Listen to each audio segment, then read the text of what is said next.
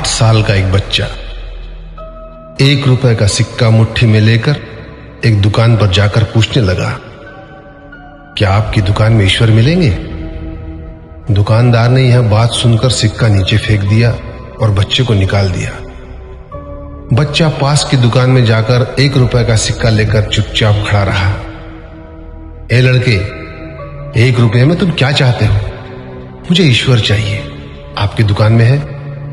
दूसरे दुकानदार ने भी भगा दिया, लेकिन उस अबोध बालक ने हार नहीं मानी। एक दुकान से दूसरी दुकान, दूसरी से तीसरी, ऐसा करते करते कुल 40 दुकानों के चक्कर काटने के बाद एक बूढ़े दुकानदार के पास पहुंचा। उस बूढ़े दुकानदार ने पूछा, तुम ईश्वर को क्यों खरीदना चाहते हो? क्या करोगे ईश्वर लेकर? पहली बार एक दुकानदार के मुंह से यह प्रश्न सुनकर बच्चे के चेहरे पर आशा की किरणें लहराई। लगता है इसी दुकान पर ही ईश्वर मिलेंगे। बच्चे ने बड़े उत्साह से उत्तर दिया, इस दुनिया में माँ के अलावा मेरा और कोई नहीं है। मेरी माँ दिन भर काम करके मेरे लिए खाना लाती है। मेरी माँ अब अस्पताल में है। अगर मेरी माँ मर गई तो मुझे कौन खिलाएगा? डॉक्टर ने कहा है कि अब सिर्फ ईश्वर ही तुम्हारी माँ को बचा सकते हैं। क्या आपकी दुकान में ईश्वर मिलेंगे?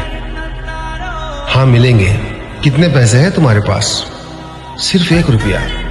कोई दिक्कत नहीं है, 1 रुपए में ही ईश्वर मिल सकते हैं। दुकानदार ने बच्चे के हाथ से 1 रुपया लिया और उस 1 रुपए के अंदर 1 गिलास पानी के अलावा बेचने के लिए उसके पास कुछ भी नहीं था।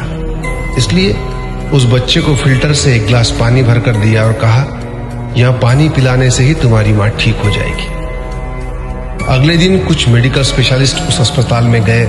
बच्चे की मां का ऑपरेशन हुआ और बहुत जल्दी ही वह स्वस्थ हो गई। डिस्चार्ज कागज पर अस्पताल का बिल देखकर उस महिला के होश उड़ गए। डॉक्टर ने उन्हें आश्वासन देकर कहा, टेंशन की कोई बात नहीं है।